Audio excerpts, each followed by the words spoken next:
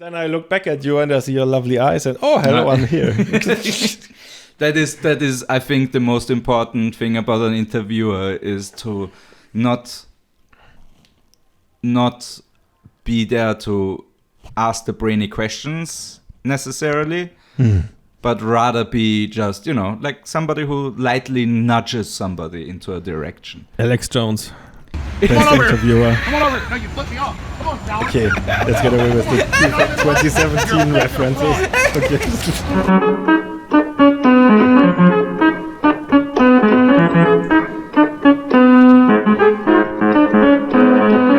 Okay. Yeah, that one.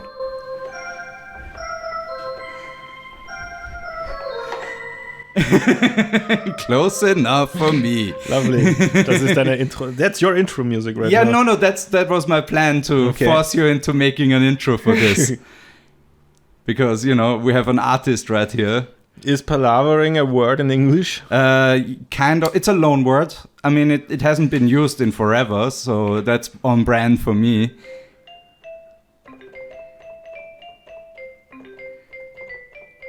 And I'm a copyright stricken. Dun, dun, dun, dun, dun, dun, dun. Warte mal. Ich kipp das vielleicht rein. Sag mir, wenn ich zu lange spiele oder was. No, do it in English though. Sorry, yeah, I play in English the piano. What do you want? Yeah, play the English piano, please. Okay.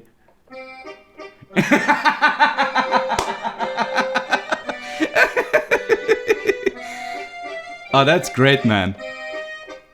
I actually love this. This is so far the best intro to any of my episodes.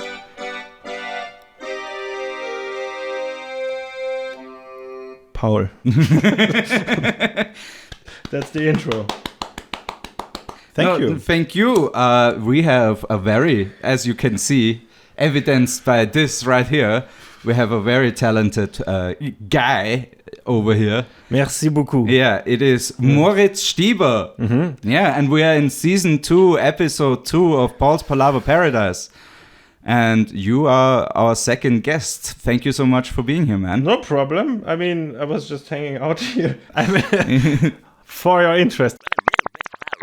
Uh-huh. I shouldn't say this shit. Yeah, I will bleep everything. Yes. Yeah, and I'm also talk into the mic would help. I mean... Yes, I'm sorry. No, that's Hello, and thank you very much for having me, my dear Paul. Oh, yes. Let's use this take, and nobody wonders about the, the weird gap that was right here. Cheers, by the way. Cheers. That's not how it works, but thank you.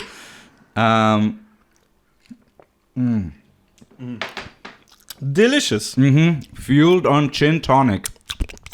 So, for the people who might know you in the English-speaking scene, it's probably mostly meme lords. Oh, this show. Okay, yeah, okay. My other channel, Emuvies, yes. Yeah, the successful one. Successful, but I don't get any money because fucking Warner Brothers. That's the new version of successful. Yes. It's just you are recognized, but a big company just takes everything. Also, I work in the dark. I'm not recognized for my face, but for my important work. Yeah, for your in talent. the shit posting community. Yes, exactly. So this will end up on Reddit. That's okay. Unmasking of the idol. No, but seriously, thank you for being here. And you have a not just a unique set of talents, I would say, like in combination.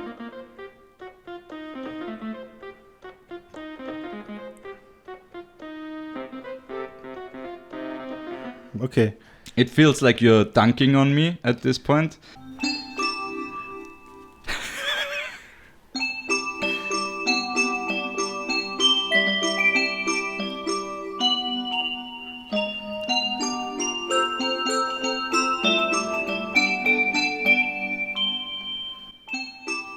It's the sleepy time hour with Mo and Paul.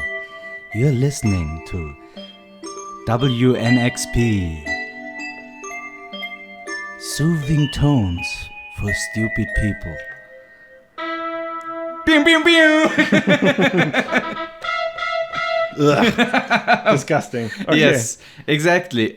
You are a as you just dunked on me right in front of me. You're like, oh, let's just whip out anything and it sounds amazing right in front of my. Oh, that's what you meant by dunking. I thought you meant that it was horrible. No, Okay. this was. I mean, you improvised it right in front of me, which is Yes, I improvised the Undertale soundtrack.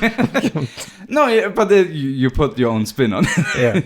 Just on the fly, which is one of the enemies in Undertale. I feel like you have to dodge some flies at some point.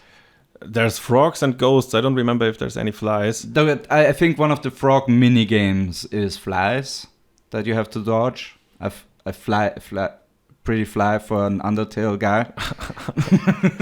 No, I don't remember this exactly. About Undertale. Exactly. Yeah. Yes. So. Yes. Yeah. So This is gonna be at the same time the best thing to edit and the worst thing to edit for me, because it will first of all it probably will look fantastic. We'll see about that. I mean, I have to give you a challenge. Yes. So I can judge your editing skills. I mean, I have to know that this is a good episode, so I force you to make an effort. Is this like the editors have like a Shaolin kind of temple, and to enter you have to first complete the editing challenges? It's more like a secret club, like the Freimaurer or something like that. Freemasons. Yeah, it's like the Freemasons. We have an editing secret hiding place somewhere, and it give you all it's challenges. The book of J-Cut. Skrrt. Yes. Okay. Yeah. So that's the explanation for the few gaps, I guess, gaps in what? in the editing. Oh, yeah. If you've seen any. Yeah, flawless, Yes, I hope so. If I see one edit. No. I'm really boning myself to having those LEDs fluctuate with the voice. So it really look. Wait, sorry. No. There we go.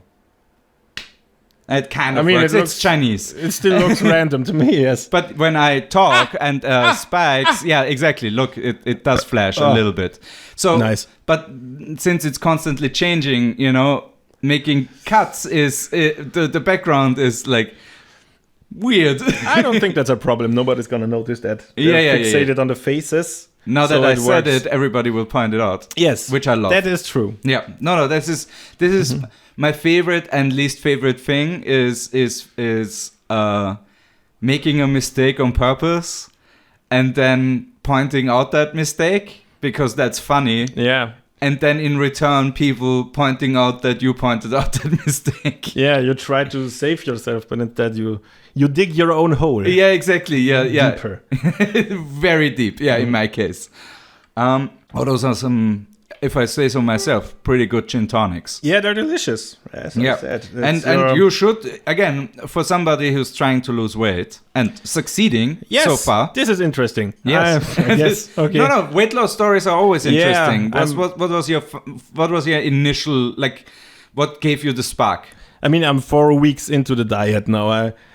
I think that's I don't 4 want weeks longer than not being on a diet. Yeah, that is true. I only eat, and that's not a joke, not an unfunny one, but truth. Because I now only eat tomatoes and cucumbers. 90% of my diet is really just this. Yeah, vegetables. Yeah. No, only those two. I mean, literally, yes. Oh, in certain varied forms or always the same? Most of the time the same. Come on, some grilled tomatoes are delicious, man. Yeah, I grill the tomatoes sometimes, and I use carbonated water instead of oil. Oh, interesting. It works sometimes. That's what it sounds like, man. Carbonated pickles would be interesting, though. There's an episode of Good Mythical Morning where they did exactly that. Oh, okay, all right. Yeah, let's not talk about other creators. Yeah, because they already have millions of views. Yeah, they don't need our coverage. Yeah. Don't take away from my 500 views. He lies about himself.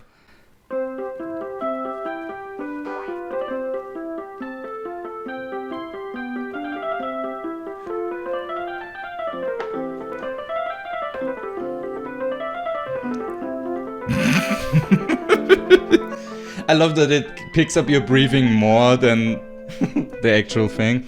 That's okay. That's part of the song. Let me change this so you can use both It's okay. at the same time. Is my voice then okay if it's there? Okay. Should be fine. We'll see. I'll fix it in post. My favorite saying now. Okay, sorry, I'm stopping. It's just. I put this in front of you. It's my own fault, you know. I hamstrung myself a little bit. I'll take this away for a while, and then you, if you're a good interviewee, you might get it back at the end. How then about that? Doggy gets some treats. Yeah, yes, exactly. Thanks. some music treats for my music boy. You like to What is this? MSR? No, what is it called? AMS. No, ASMR. ASMR, yes. ASMR. No, but tantric ASMR. Like it's even longer, and you don't climax ever or peak in this case. I don't know if I want a connection between this and something sexual. But okay. Something sexual. But everyone is free to jerk off to this if they like. So, as somebody who has already produced porn, right? I mean, yes, kind of, right?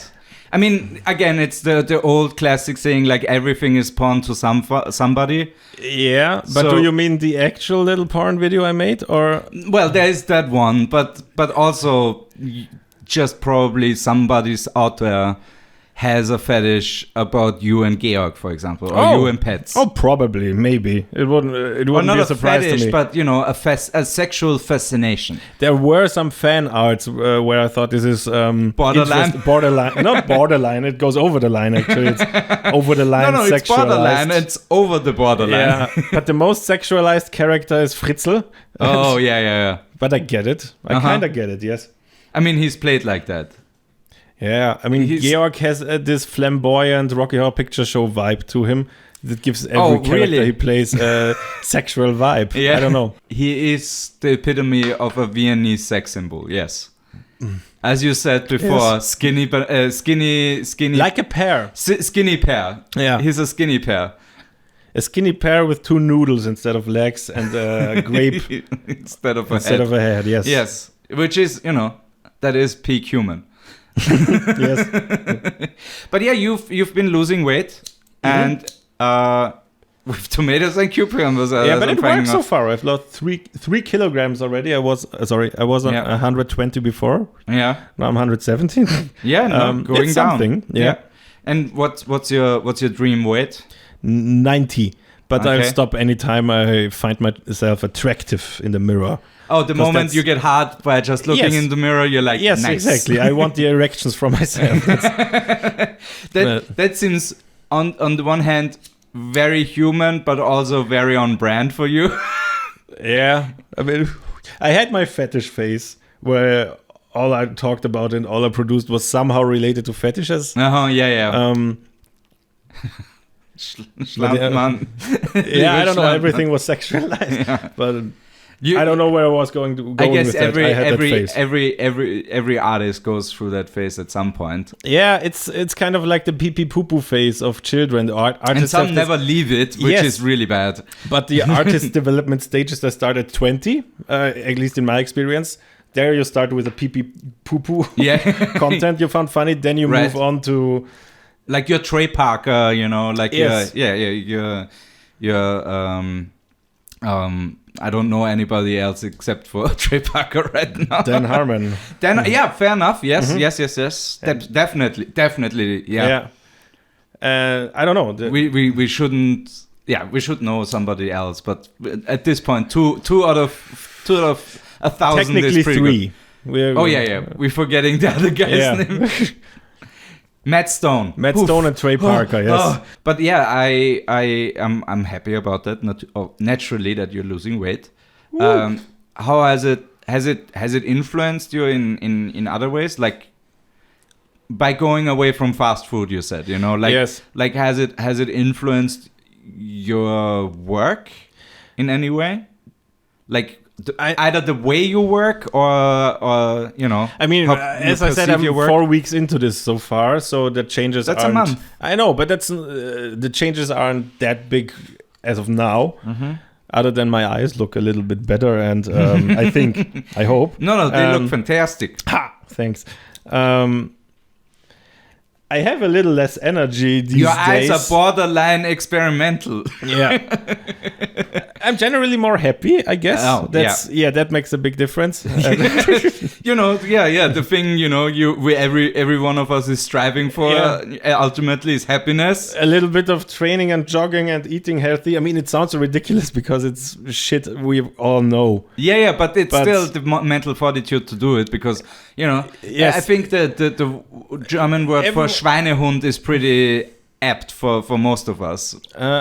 Because artists definitely have, we have more a higher ratio of Schweinehund than the general population. You mean artists are psychically more confused or yes. Yeah, I think it's easier for us to have an excuse to not achieve the goals that we are setting for us. Psychologically was the word. Sorry, yes. No, but psychically. Yeah. Is this your thought about the future? I see nothing. That should be every psychic ever. The honest ones, yes, but they get out of business very quickly if they do that. Oh, I wish there was a sarcastic psychic. That only does it ironically, but still makes a living off of it. Yeah, exactly. Yeah, like a hipster. Hipster psychic. I'm sure there is somewhere. I see a terminal illness at somewhere in your later stages of life, or statistically a heart attack. I don't know what to say to that. No, that would be. I think that would be a pretty good character for SNL. Yeah, okay, but I thought a real. A real person. Yeah, a real person that actually does that real life satire. Oh, Something like that. like an Andy Kaufman bit. Yes, Okay. yes, or Nathan for you. Yeah, something like that. Modern yes. Andy Kaufman. Yeah, Nathan Kaufman for you. better Kaufman in my opinion. That would be a great mashup. But sorry. No Yeah. problem. I talk like. I mean, it's Dan the Harmon palaver now. paradise. It's not the strictly following the guidelines paradise. I know. I'm just. The only two ingredients that are important is that it's Paul and that it's a paradise. I'm the palaver paradise. can be talked Good. about. Okay. I just sometimes forget what Where we you talked about. Yes, for no specific reason, but But there we are. yes. And then I look back at you and I see your lovely eyes and hello, I'm here. That is, I think, the most important thing about an interviewer is to not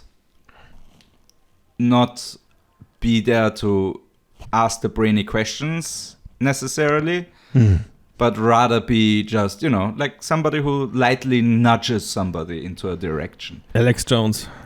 Come on over here. Interviewer. Come on over here. No, you flipped me off. Come on, Dallas. Okay, let's get away with the 2017 references. Okay. No, I'm editing Alex Jones. I see the meme where he accuses a guy and starts running up to him. I'll let you edit this part. This part to make it look better. He has such an epic way of running. It's fantastic. Amazing. He's a classic manlet. I would love him if I wouldn't hate him so much. But Yeah, if he had harmless 1990s Alex Jones, where he was just into the crazy conspiracies for a lark, Yeah. like that version is so much more enjoyable because he's self-aware.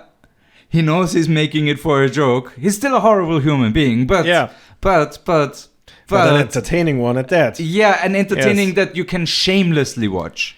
Sometimes, now yes. you have to indulge in the shame, knowing that No. other people watch it for real. No, but he was cancelled. So I think a Kind year of, ago, kind of. cancelled. So he hasn't this show anymore. So Yeah. I think it's I think okay he to still watch has the show. I think he the still has the show. He's just uploading it to like a thing. He has online. weird videos now where this one video where he was shirtless in the night and he walks towards the fire. Yeah, and the horror movie version of that one Alex that looks, Jones. That looks like a cutscene from some PS1 or PS2 game where you get a mission briefment. It looks exactly like that. He walks up and then you have that scroll sound. Yeah, no, he comes to it and he says, "Hello, soldier. Yeah. Here is what we do now." It is. It's That's great. awesome. That's awesome. I love that idea. If nobody has edited it yet, Emuvies will have it up in 24 months. If I don't forget about it. I think I will be reminded of it when I watch this. Yeah, myself. exactly. Okay. Yeah, but you've been now an editor for how long? I mean, I edit since I'm 14 or something like that, but I'm an editor who gets money for it. Yeah, Since, the only metric that yes. matters in this universe. Or you die. Yes. About 3 years ago, I started with professional editing. All right, so 1,000 days of editing. No, but you've been an editor for 1,000 days, a paid editor for 1,000 days. How does that feel? Like, no, because you do your livelihood, and you're independent, which are two things that rarely happen. I very much lucked out because exactly. Yeah. Yes, I can live very good off. I mean, very good. I very well. Very well enough. I can pay my rent and everything. And worries are not on the horizon. Yes, I don't have another shitty job. I don't want to go to get the money. I can work from the shit I love. Exactly. Most of the time. I mean, sometimes I edit shit, but that's part of the job that I still love it. I mean, you have to shovel through some shit to get to the gold nuggets. Also, that's the editing. Like that should be like on bold letters on the conspiratorial editor Freemasons guild that we. You have to dig through shit to find the gold nuggets. That should be in bold letters at the entrance of the door to the guild. But in more way than one, because I think, in my opinion, in my experience and everything, your humble opinion, everyone has their own experiences and everything. But the thing I learned is that I think you can only be a good editor if you find something you love, even in the most shit material. Even if I edit some commercial or something like that, some commercial or some stuff, pretty much everything. From I might bleep you there, but we'll see.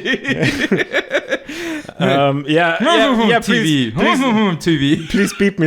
I still want jobs from them. Because they will watch this for sure. Yeah.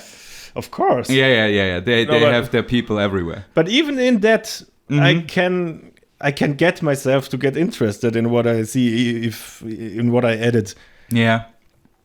And have fun with it. Right. I don't know. But that's important to have. Yeah, exactly. That's a good thing to have. Absolutely. Because otherwise you can push through 12 or 24 hours of constant editing, where you really have to be workaholic-ish about it. Driven to do it, to get through it. Yes. Because I've experienced that definitely. That moment, like when the moment I started to edit stuff that's longer than an hour, like there was a threshold for me where I like put it aside, where like I can edit this later. I can edit this later. And then in like 2 months, I had 6 over 1 hour things that I haven't finished yet, and I'm like, Paul, you motherfucker, you should have done this way earlier than this. Yeah. What the fuck are you doing? A little bit of procrastinating. Oh yes, exactly. But did it get better with time? Yeah, exactly. By again, then forcing myself to now you have to clean up this shit and sit down for like 2 days, 3 days, and just get that out of the way, and then every time something like that comes in, you do it immediately. You don't, put it to the side. You attack it head on. Yeah. And it's gotten better, but what also happened is that now I'm more infuriated, and I think that's clearly like a bad version of self-reflection here on my part. Every time, because I have friends who do comedy bits online, and they edit stuff. And I have no time for their bullshit anymore. Where they are like I'm sending them like something that's graded, cut, and everything, and then it takes them like a month or 2 to actually upload. Even though they say no, this is fantastic, I want to upload it today, and they just procrastinate on it. Yeah. And now I'm like getting so mad. But clearly, what's happening is just I'm mad at myself previously, and I'm just projecting this on them. Because it's their deal, not mine. Yeah, but the thing is, you don't feel appreciated for the work if they do this. Is this the that's problem? true. That's a thing as well. Yeah. I feel like, what am I? Minced meat? Yeah. Like the editing is often undervalued. And Yeah. you have to be okay with that if you want to be an editor. You can't expect, you can't expect fame and whatever. That's the thing. Nobody's gonna fucking shake your hand. No. Yeah. You're sitting at home. You can Sometimes you get You money. can be the editor. Sorry. Aww, Fusseln. You can't see this, but it's very it's erotic. very nice. You have good feet. No, they are not hugely like gross in the sense of like having like those Sonic's nails. feet. Yeah, totally. Or Okay. those nails that like poke out like Okay, like I didn't daggers. see that. I had always socks on when you were around. Yeah. My Sohle, Your soul. my soul left my body. My sole purpose. I will morph your face into a foot and then it will take off. Very good. No, I will not do that. That's too much work. No, I just wanted to see. say that my soul is dirty and Gollum-like. But it's very useful if you step on things, on Legos or whatever. Soul. It doesn't hurt when I step on fucking nails. Oh, that's nice. Yeah. Yeah, that's a horny soul right there. Exactly. I love the horny soul. Yeah. Okay. You're not just a horny soul on the inside, you're a horny soul on the outside as well. But sorry. To Just get back to the topic at hand. as I said, I very much lucked out because it's actually very hard to get into independent editing or artistry or whatever you want to do. I lucked out because of my YouTube channel, and the right person saw the right video and liked my humor, and this right person was working at ORF and got influence. And it was the right timing where they searched for someone. It was very, very luck-based that I got into this stuff. Yeah, you're the right man at the right time. Yes, Tim Turbo helped me in that. So somehow, even if Tim Turbo is in itself not profitable or whatever, it still helped me get my livelihood. Yeah, exactly. Same way I see it by supporting the stand-up scene with my skills. You know, I either charge very little or next to nothing, depending on you the level of charge friendship. more wherever it's possible, in my opinion. Oh, that I because you very much undersell yourself. Oh, I absolutely agree with you. Okay. But then again, this is the bane of stand-up comedy. We are even a smaller fish in the pond than cabaret. And cabaret already doesn't have state funding. It's only local funding. No, it's local funding. The Stadt Wien is doing the funding. There's no federal budget. Okay, yes. While every other art form like theater and film has federal budget on top of the local budgets. But yeah. Why is that? Because cabaret is clearly targeted to a critique-driven style of comedy that questions power. And why would you pay for that? You know, and it's not hoity-toity. It's not like theater production, big theater productions or big operas or something like that either sell overseas or sell with the rich and mighty here. Yeah, because nobody wants to be seen at a cabaret festival. I mean, people want to be seen at Jedermann. That too, but I also think that it has to do with... People want to be seen at, Bregenzer Festspiele, you know? Like that kind of stuff. That's not true. I mean, not entirely true because of the Nirvarani's cabaret he has in the Simple. Wow, that's one guy. Wow. He's basically one guy. Cabaret. Yeah, because the only way Josef Hader got Epicenter. The Josef Hader way is just embrace it and just take that art form. Josef Hader way is the Amy Winehouse way. He just drops 1-2 cabarets and is a not word artist, but German-speaking world artist. German-speaking world artist, yes. In the cabaret scene. He can play gigs in Texas, you know, with the Texas Germans. Here, jokes from 1880, folks. Ja, mein Haberer und ich sind da rumgegangen und dann habe ich ihn abgestochen. Ja.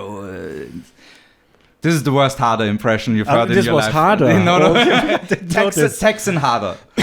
I don't know what Texan Hader would sound like. You can imitate his... Probably shot to death. His musical style is very... what is it? Not copyable, impressionable. Yeah. Like making an impression of his musical style is very easy and fun, though. You're easily to imitate. Yes, thank you. Or for the English replicate lesson. or whatever. Yes, replicator, yes. Okay, we're in Stargate now. I like it. Red, that's a question I never asked you. What? Because you said you were 14. What? When you started yes. editing. Okay, yes. You were 14. So when was that? That was... When I was 14. Yeah, but you have a wiki with your birth date, right? So people will know how old you are, but I don't know right now. Okay, that's what you mean. Yeah. Wait, that was 2016 or something then? Yes. You weren't 14 no, in 2006. I have a 19-year-old, the oldest looking 19-year-old ever. You're like reverse Michael Cera. That's not too bad. Benjamin Button, Michael Cera. Yeah, Michael Cera looked better when he was younger, so it's okay for me. No, 2006. 2006. Okay, so the time when I recorded on this, when we all recorded on this DV cassettes, camcorders, yes. I actually 2006, so I was 18. Yeah, I actually, because my parents split up. They congratulations. Bought, yeah, well, they got back together. Also, congratulations. Yes. My dad is watching this, so congratulations, Dad. Thank you for the view. well, yeah, thank you. Thank you for watching the whole thing and being mildly entertained by my comedy. Yes, mini DV, but I weirdly enough, they bought me a 3CCD camcorder that could do 1080i. Yes, you showed me footage of this. Yeah, exactly. Still looks good. Yeah, still kind of, and it's definitely of its time. Like it's hard to replicate that effect exactly with the smearing and the soft edging, but at the same time high res. Yeah. No, I haven't found a way to replicate that. Replicate that. Even though I don't know why Arnold is in Stargate, but Arnold is always there when you're here. Oh, I wish. There's no episode of you of anything where you don't do an Arnold impression. I mean, even on my fucking podcast, you caught just to make an Arnold impression 3 times. Yeah, hey.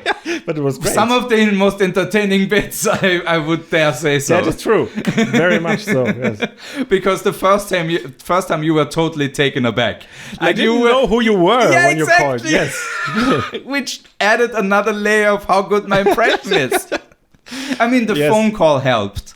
That definitely degrades the quality so much that you can hide it a little bit. Yeah. But still, it was good enough that it fooled you. Yes, it Not did. in the sense that you didn't know that it was an Arnie impression, but not that it was me. Yes. But yeah, so exactly, that's what I wanted to ask you. So when you were 14, what were like your precursors that made you pursue filmmaking and editing? Yeah. Ooh. Because you recently posted a retro episode. What? Where you went through your old material. The CD thingy. But particularly, your interviews and stuff but like the that. influences and what started. It's just so cliche for every filmmaker, but Pulp Fiction. Nice. Well, yes. No. Of our generation. Very important. Of our generation, yes. There's not an editor who's 80-year-old who's like, I got into editing in my 50s when Hitchcock I saw Paul was influenced by Tarantino. Exactly. That's why Psycho is so good. Mm-hmm. You can clearly see the predecessor to Kill There's so many feet in that movie. Tarantino and Matrix. I had a whole long Matrix phase where I watched the movie every week once for a whole year. I got close to that. But it didn't bore me. What movie was it? What was your movie? Matrix and Tarantino in general definitely helped. Definitely helped. What made me think I could do this was actually when I watched a clip a friend of mine had uploaded to YouTube of him like, here is me on the road, doing the comedy. And it was like all the footage was blown out. Like, he was always a ghost on stage. Like, that, like, when it's complete, the stage light completely blows you out and there's nothing left. Instead, except for a specter that coincidentally wears clothing. You know, the opposite of the Yeah, I invisible know. man, the very visible man. You know, And how did this make you pursue? because this? I thought I could do this better. Okay. I could do this better. I could make something that looks better than this piece of garbage. And then I always had a passion for photography. out of spite. Because my Being mom creative. bought me a 4 megapixel Canon camera when I was like 13 or something like that, and that one sparked a passion for photography. But it took those two things basically to come together. This thing of like, oh, I already know a little bit of lighting and how do you expose for a shot and stuff like that, you know. And The elements just mixed. yeah, exactly. And Right it took together. Yeah, exactly. It took me until my 30s to basically I could totally combine all of those things to make some coherent thing out of it. Okay. And yeah, it's just fascinating. But with me, it was, I think, a gradual change. I didn't have this moment where I knew, these are my talents. I can mix them up and now make movies. Right. It was, It was BoJack Horseman. no, but it was at first just filming some little ants on the table because of fun, and then Right. Yeah. Totally. then getting your 12-year-old friend and just film on the old camera of the mother some shit in the garden. It just was a gradual change where I always tried to improve the next step. Yeah. Until Be better than the last time. Yeah, and then I ended up in editing for TV now. Yeah. Okay. Yeah. No. But that's a fantastic arc though. Like that's honestly like, you know, you're the boyhood of editors. Oh God. Okay. It took 10 years to produce, but there you are. But I think that's most of the time the case, no? That I absolutely. Again, the old saying about like you need to spend 8,000 or 7,000 hours on something until you're good at it. yeah, You know, like until you master a craft, it takes like X amount, whatever that is, but it's high, you know. But and I yeah. totally understand that because I used Photoshop when I was like, oh shit, I think I used Photoshop when I was like 9 or something Okay. like that in 1997 because our school got Macs donated because I went to a Montessori school. Yeah. And one of the family, the dad was a rich guy, and he switched over to new Macs, and he had like 3 Macs laying around in 1997, and he just donated those to the school. So we all of a very sudden, lucky, yes. yeah. So we all of a sudden had Macs who had Photoshop on it. I still used Paint at that time. Yeah, exactly. you're- That was also my experience up to that point because I had a Windows 95 computer at home. But then switching from Paint to Photoshop was like, That's a god step. Okay. and then we went and made a movie that I still have to dig up for you because it has some CGI green screen scenes in it where we fly on a couch as a plane and shoot off it with this guns. sounds great. Yeah, exactly. Actually, yes. Yeah. We made like our little action movie when we were in elementary school. I have to dig that one up and then we have to watch it because that is I think that would be gold. That Let's make content. it 2 movies because I also have one movie like that. Ooh, That's- I show you mine, you show me yours. Exactly, yes. That's a movie I haven't uploaded to my YouTube or used in a CD movie. That's Matrix. Oh, okay. I made that while in school with my friends. Was the first movie where I really tried to edit and make effects and everything, and it was Wow. very inspired. Yeah. Negatively in retrograde. Yeah. Retrospect. Yeah, no, the moon is in retrograde. Yeah. Because I tried to replicate the Matrix effects. Yeah. But on a no budget. On a no budget, and sometimes So it's Sweden. So it was Sweden. yeah, but I still tried to make a parody. And that's what I forgot about the Mad thing, Yeah. because I called it Matrix, and the Great pun, man. yeah, I know. No, even I like it. I actually like it. It's dumb enough to be funny. No, and Neo was called Dio, like Dio spray. It was just this deodorant. Yeah, it was You just this. are the deodorant. It was Morpheus was what was Morpheus? Morpheus, Orpheus. It was chilling on a sea with some short. No, Orpheus. Orpheus. No, Orpheus was just Orpheus. It was Sleeping just, in a coffin with my 40s. I don't remember the rest, but I know the bits. Yeah. Yeah, just this lazy Yeah. name changes where you just change one letter or whatever, and it's like in the Mad magazines. Yeah. Yeah, but I just read a lot of Mad at the time. Maybe I can edit this. No, this is fantastic. Like I love this. Like that because what I was into when right around the age you were, but a little bit earlier, was the Mad tabletop game. That was basically a reverse of like a mix of 2 or 3 board games. So you're basically Monopoly, the Game of Life, and charades, I guess, because so the goal was to lose all your money. Like you start with 10K or something like that, and then you have to lose all your money gradually through playing this game. And you have like a board that's basically like Monopoly, where you go round and round and round. But it's all Mad themed. So there's one action card that you can draw, which is called, if you are called Thomas E. Newman, you now receive like an absurd amount of money, like 3 million something, and there's only one note in the whole game printed with that amount of money to give that person. Yeah. So this is sounds fucking boring, actually. It's honestly is it because game? No, because that's the meme stuff, I would say. Yeah. And then you have the actual game stuff where you're like, oh, you have to pretend like you're a chicken. If the majority of other players agree that you look like and act like a chicken, you lose 5,000. Otherwise, you win 2,000. Stuff like that. Yeah. Yeah. No, I played chess at the time because I'm an intellectual. A mad intellectual. I read Mad and played chess. Oh, but you played like chess. Elite. You play chess because it reminds you of Spy versus Spy. Black versus white. It's the same thing. Yeah. That's a weird category of nostalgia, Mad. Because you don't see it referenced anywhere. The whole Spy Mad versus is Spy gone. thing. Yeah, it's just died out very quickly.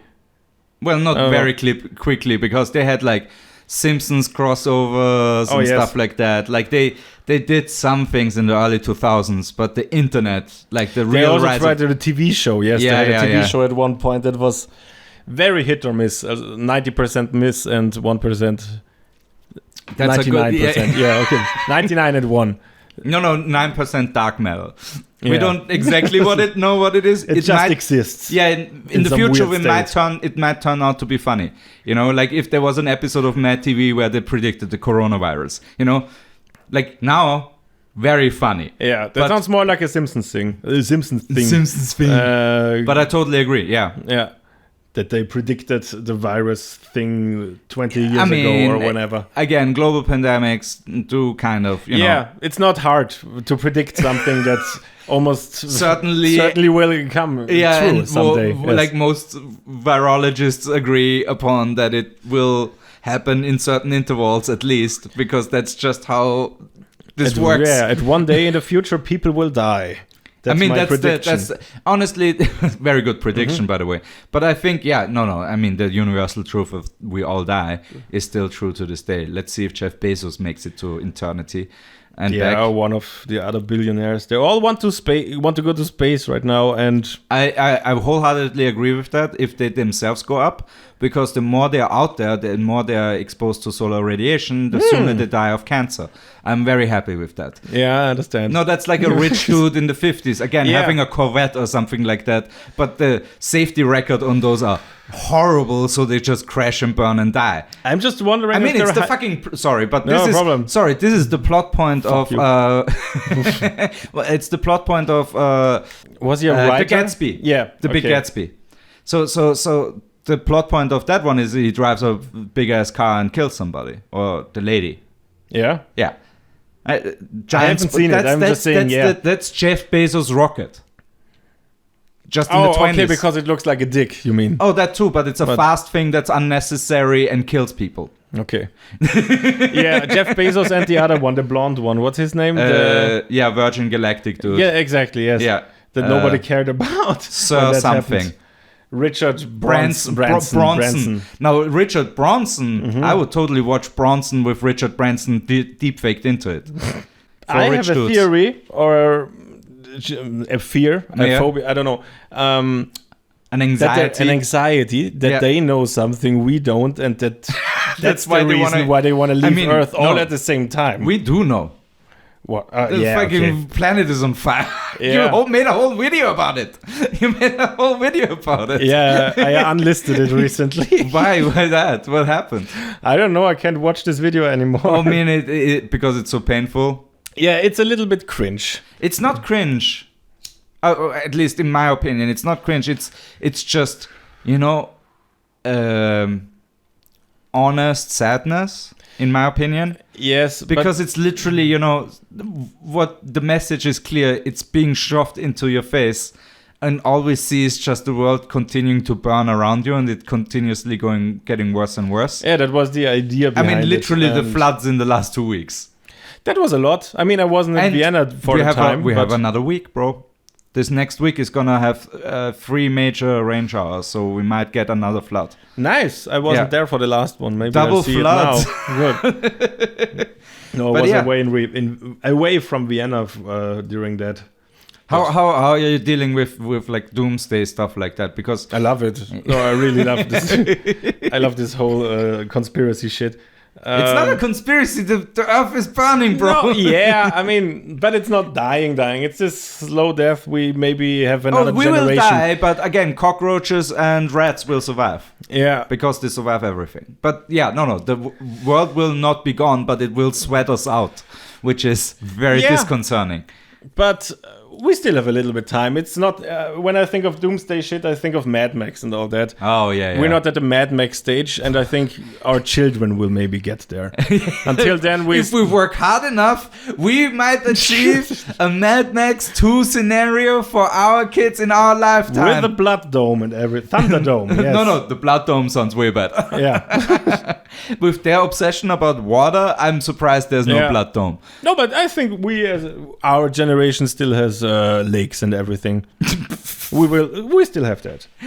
Okay. With the fried mussels that I think that happened recently. There was a heat wave and it like cooked the mussels in the ocean. Steamed hams? Yeah, no, literal steamed clams. Steamed clams on the ocean. That's what I call them in Albuquerque.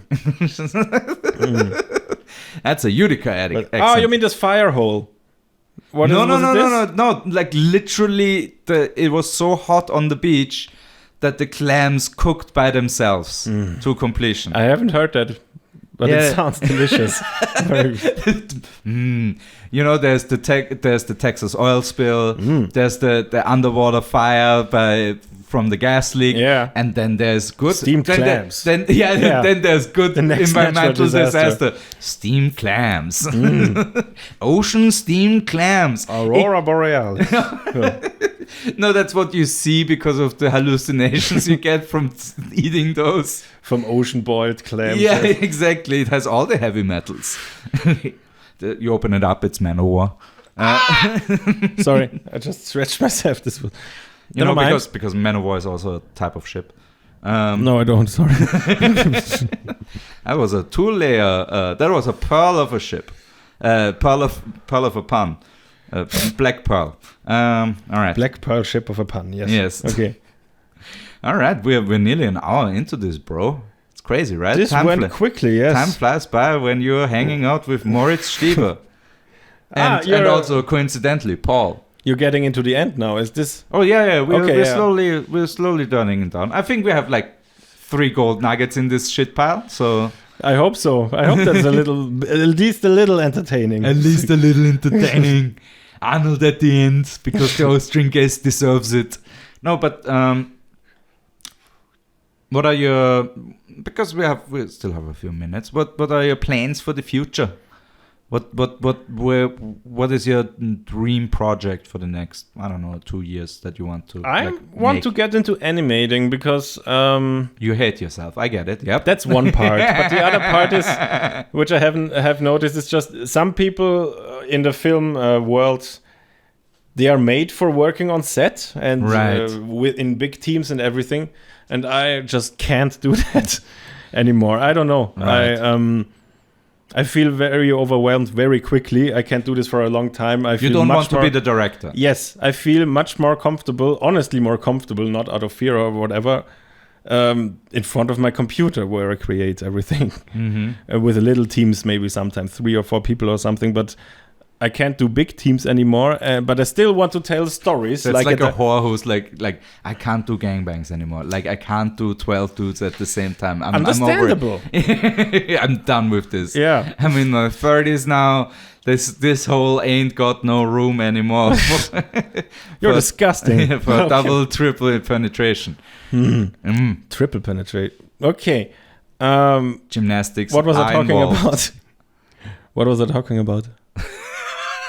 That you can't do big teams anymore. Yeah, but I still want to tell. Yeah, I can't do triple penetration anymore. Yeah, exactly. So but I still want to tell stories and get them out there in the world or whatever. But it's hard sometimes without a team. So I thought to myself the last weeks, learning to animate would kind of solve that. Why not? I wish you all the best. It's difficult, I know, but. Yeah. I just noticed also most of the things I watched, or a lot of the things I watched, are just cartoons from South Park, to Rick and Morty, Adventure Time, Infinity Train, or whatever the fuck. Sure. I just love this medium. Right. And it's a wonder that I mean, you animated stuff before, like in a shitposty kind of way, but you did. Not in a cartoon way. I edit After Effects stuff. Yeah, and exactly. The most cartoony thing I did so far is the Schmandmann in this one Tim Turbo episode. Yes. Tim Turbo Yes. episode. Or I would also throw in your Joel Haver thing. Oh, okay, yeah. I would throw that in there as well. That's more rotoscoping than animating, because you let the computer do most of the work with this. But it's animated, in my opinion. I know, but It's a new form. It's a new form of CGI animation that actually doesn't look like ass. Yes, but you don't have much control over it. You rotoscope the thing and it looks like it looks. The outlines are still the same outlines. Sure. Yes. You can't really animate in a drawn the way. manipulation factor is not there, in your opinion. Yeah. Right. Where you have to work with 12 or 24 frames, and you have to find a way to animate in these frames motion blur or something, and then it's these lines and too bad we're just recording in 25 frames over here. No problem. Because I hate the Americans. Yeah. No, PAL is forever. Yeah. 25 frames forever. It makes more sense in like most situations. But that's why I want to animate, make my own surreal little show, and also a BuzzFeed knockoff sometimes these days. Just a shameless Austrian copy of BuzzFeed, actually, but still entertaining, I hope. Do it naked. BuzzFeed nakedly. I tried to be naked on the internet twice already. It never really worked out. No, because you don't. I mean, I do now. Now, yeah, I do now. No, but the first I wasn't pissed, but I am now. This first not good talk show or what Good Mythical Morning ripoff I made almost 10 years ago, this Stiebitz thing. Have you seen that? Maybe. I'm not sure anymore. It doesn't matter. You don't have to watch it. This was the first thing I tried as myself on YouTube. I uploaded a few short movies before, but it was the first thing where I tried to moderate and hello, this is our show, and it's also pretty cringe now. Yeah. Rick and Shorty. Rip and Shorty? Yeah. It's Rick and Morty. But a rip-off of Rip and... Yeah, exactly. Rip-off Shorty. Rip and Shorty. But I forgot the password. Mit Kurz. Shorty. Rip and... No, that's what Reddit calls him. I know. They call him Shorty. Bastian Kurz. Yeah. There's certainly... most sensual chancellor since. I mean, honestly, I'm still surprised that he achieved the miracle. You know? Which miracle? He got somebody pregnant without having sex with them. That's pretty crazy. That's pretty crazy because he's not married. And you can't have a kid out of wedlock as a Christian Catholic. I have heard other things about Kanzler Kurz, but I don't know if I want to say them publicly. That's the thing. That's why I paused right there. You shouldn't. I really should not. If it incriminates you, you shouldn't. I just heard things. I just heard something about the sexuality and sexual life of Sebastian Kurz. Oh, if he's gay, that would be hilarious. That if it were true, it would make it impossible for him to have a child. Kurz. Yes. I love Kurz. Kurz is now my favorite character of Austria. Kurz. Pickle Kurz. Pickle Kurz! Hey, Shorty! I turned myself into a Guckel! I turned myself into a Bundeskanzler. Dumbest meme. No, but seriously, thank you so much for being here, man. Yes. Convince the 10 people who haven't checked out your stuff yet that are watching this that they might want to check out your stuff. Watch it or don't. Please. No, let me try again. The links for Team Turbo, the links for... If you want to see high quality shit posts and or a German languaged 3 dudes doing some shit, then check out Emuvies or Team Turbo. Yeah, both links down in the description below. And you're also pretty active on Instagram. Is that so? I mean, not in the last weeks. Stories. Sometimes. Exactly. And some of them are pretty hilarious. Every time you buy a dumb piece of shit, it's hilarious. Oh, it is, yeah. Like your Furby videos were Fergalicious. Furbies aren't dumb pieces of shit. They're very useful. I have 5 of them. Now, is there a Fergie branded Furby? If not, I think Fergie was a little too late, yes. But to the Furby game. Yeah. She just missed the window. Too soon for the reboot. Yes. That timing for Furby and Fergie was just off. But there is a gremlin Furby. Forget about it. Huh? Forget about it. No, nothing. There was just a gremlin Furby, I think. Where they collaborated with the gremlins I like that. Guys. I mean, that makes sense because gremlins are fucking the same shape, basically. Yeah, I mean, Furbies are the copy of gremlins, if anything. Furbies came after the gremlins. Sure. The one is inspired by the other, not the other way around. Yeah, totally. Yeah. But yeah, so check him out. Check Moritz out on Emuvies and Team Turbo. And thank you so much for being here. Thank you very much for being here. And again, there might be a segment where you actually edited something, but probably not. That's okay. Yeah. I have nothing else to do. That's not true, asshole. Yeah. But thank you so much for being here, and see you around for the next episode where we will talk to Aishlin Kane and Jamil Bukra, who have a new podcast that you might be interested in doing. Actually, it's called The Undebatables, and what they do is take dumb hypotheticals. Like, for example, my episode was is 911 the superior emergency call number?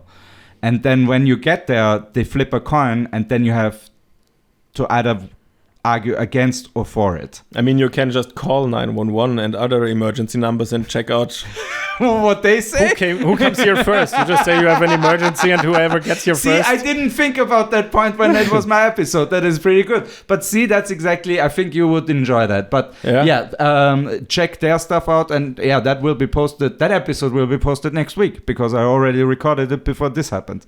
That's why I have that fucking, that future knowledge. Paranormal facsimile. All right, guys. Bye. Bye-bye.